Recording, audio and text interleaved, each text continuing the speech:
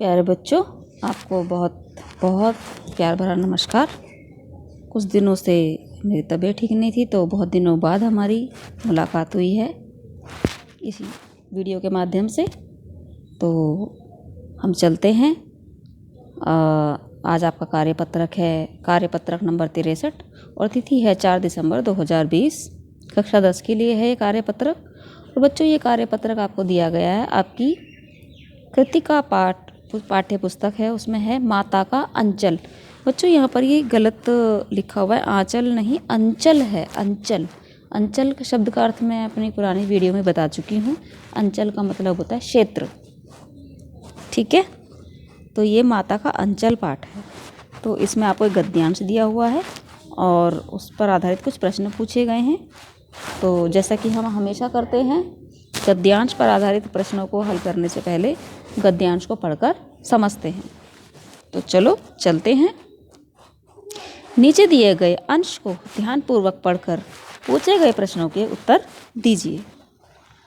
बच्चों, अब तक आप जान चुके हैं कि माता का अंचल शिव पूजन सहाय द्वारा लिखा गया आंचलिक उपन्यास का एक अंश है। तो बच्चों, आंचलिक उपन्यास का मतलब क्षेत्रीय उपन्यास, किसी भी एक एरिया को की परंपराओं, वहाँ की भाषा को, वहाँ के रीति रिवाजों को, ठीक है, वहाँ की सामाजिक व्यवस्था को, वहाँ की सांस्कृतिक व्यवस्था को ध्यान में रखकर उनको उजागर करते हुए जो उपन्यास लिखे जाते हैं उन्हें हम आंचलिक उपन्यास कहते हैं। ग्रामीण परिवेश के उपन्यास ये होते हैं, ठीक है। इस संस्मरणात्मक रचना में लेखक ने अपने बचपन की कुछ रोचक यादों को व्यक्त किया है और ग्रामीण परिवेश में पिता के साथ बिताए गए मोहक क्षणों को याद किया है। बच्चों, आप ज़्यादातर बच्चे शहरी क्षेत्र में रहते हैं, कुछ ग्रामीण में भी रहते हैं। तो जो शहरी क्षेत्र में रहने वाले बच्चे हैं, इनका जीवन ग्रामीण क्षेत्र में रहने वाले लोगों से बहुत अलग होता है, ठीक है। दिनचर्या भी अलग होती है और वहाँ की सामाजिक व्यवस्था भी काफ़ी अलग है। ग्रामीण क्षेत्रों में रहने वाले लोग दरअसल एक दूसरे से कनेक्टेड रहते हैं, रिश्तेदारी में, परिवार में, वंश के हिसाब से कनेक्टेड रहते हैं, जुड़े रहते हैं। जबकि शहर में लोग कोई किसी क्षेत्र से आ रहा है, कोई किसी क्षेत्र से आ रहा है, कोई किसी क्षेत्र से आ रहा है, तो ये अलग अलग क्षेत्र से जुड़े होते हैं, इसलिए ये इतने ज़्यादा जुड़े हुए मन से नहीं होते हैं। तो बच्चों, इसमें जो ये ग्रामीण क्षेत्र के बारे में बताया गया है और वहाँ पर अपने पिता के साथ जो मोहक क्षण बिताए गए हैं, उसका ये वर्णन लेखक ने किया है, ठीक है। अब शुरू होता है आपका गद्यांश। पिताजी हमें बड़े प्यार से भोलानाथ कहकर पुकारा करते थे, पर असल में हमारा नाम तारकेश्वर नाथ था। हम भी उनको बाबूजी कहकर पुकारा करते और माता को मैया। जब बाबूजी रामायण का पाठ करते, तब हम उनकी बगल में बैठे बैठे आईने में अपना मुंह निहारा करते थे। आईना में शीशा। जब वो हमारी ओर देखते, तब हम कुछ लजाकर और मुस्कुराकर आईना नीचे रख देते थे।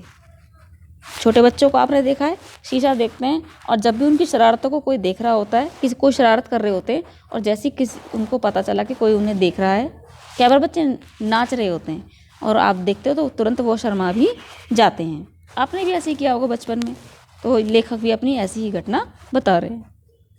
वह भी मुस्कुरा पड़ते। पूजा पाठ कर चुकने के बाद वह राम राम लिखने लगते। अपनी एक राम नाम बही पर 1000 राम नाम लिखकर वह उसे पाठ करने की पोथी के साथ बांध कर रख देते।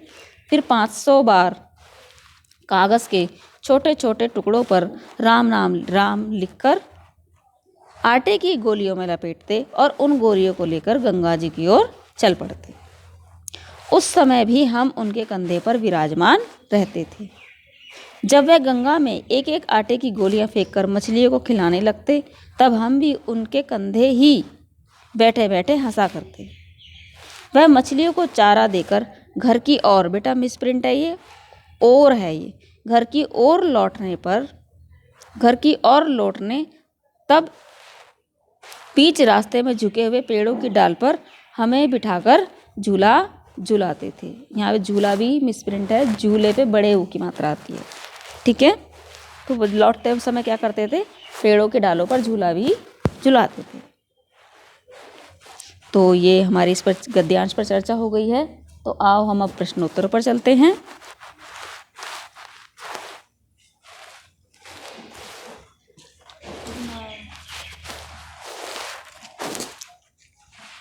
प्रश्नोत्तरों को हल कर लेते हैं बच्चों अब हम। तो ये पहला प्रश्न है, माता का आंचल। वही माता का अंचल है पाठ है एक्चुअली ये। माता का अंचल पाठ में लेखक ने अपने किन क्षणों को याद किया है।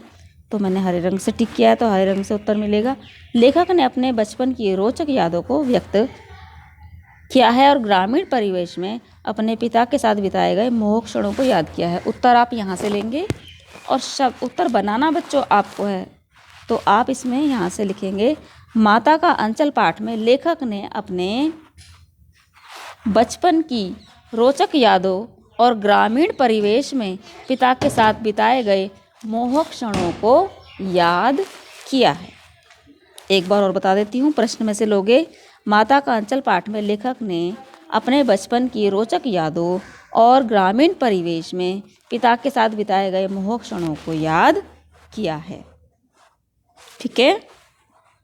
प्रश्न 2, लेखक अपने पिताजी और माताजी को क्या कहकर पुकारते थे। तो ये रानी कलर से है अंडरलाइन, तो टिक भी यहीं से है। उनको बाबूजी कहकर पुकारा करते और माता को मैया। तो आपके शब्द होंगे, प्रश्न में से ले लो। लेखक अपने पिताजी को बाबूजी और माता को मैया कहकर पुकारते थे। ठीक है। तीसरा प्रश्न है, लेखक के पिताजी जब रामायण पाठ करते थे तब लेखक क्या करते थे। बड़ी अच्छी घटना है, आपको याद भी होगी। तो पीले रंग से है ये अंडरलाइन, तो यहाँ से कर देते हैं। बाबूजी रामायण का पाठ करते तब हम उनकी बगल में बैठे बैठे आईने में अपना मुंह निहारा करते थे।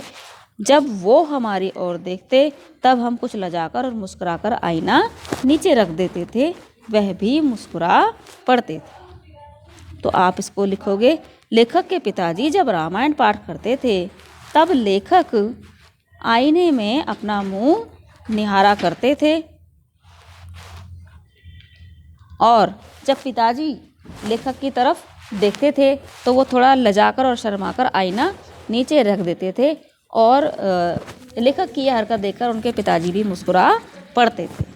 आपको ये लिखना है। प्रश्न 4 है, इस पाठ में लेखक अपने पिताजी के कंधे पर बैठकर कहाँ जाते थे और क्यों। तो ये देखो मैंने नीले रंग से अंडरलाइन किया है। 500 बार कागज़ के छोटे छोटे टुकड़ों पर राम नाम लिखकर आटे की गोलियों में लपेटते और उन गोलियों को लेकर गंगा जी की ओर चल पड़ते थे। उस समय हम भी उनके कंधे पर विराजमान रहते थे। तो आप इसको उत्तर लिखोगे, इस पाठ में लेखक अपने पिताजी के कंधे पर बैठकर गंगा जी जाते थे क्योंकि उनके पिताजी 500 कागज़ की छोटे छोटे टुकड़ों में आटे की गोलियां लपेट करके गंगा जी में मछलियों को चारा डालने के लिए जाते थे। ठीक है। 5वां प्रश्न आपके पर अपने आप, ये आपके बचपन से ही रिलेटेड है, आपको ही इसका उत्तर देना है। अपने बचपन की किसी मज़ेदार घटना को लिखिए। तो बच्चों आप अपने बचपन की, ये 3-4 बार से क्वेश्चन आ रहा है ना, आपको बचपन की मज़ेदार घटना लिखिए। आपको हर बार अलग घटना लिखनी है। ठीक है, अलग घटना लिखिए, याद कीजिए अपने बचपन को। बहुत अच्छा लगेगा यदि आप अपने बचपन को याद करेंगे तो आपको बहुत अच्छा लगेगा। आप अपने बचपन की अलग अलग घटनाओं को याद करो और यहाँ पर लिखो। उम्मीद करती हूँ ये कार्यपत्रक आपको समझ में आ गया होगा। आपका बहुत बहुत धन्यवाद।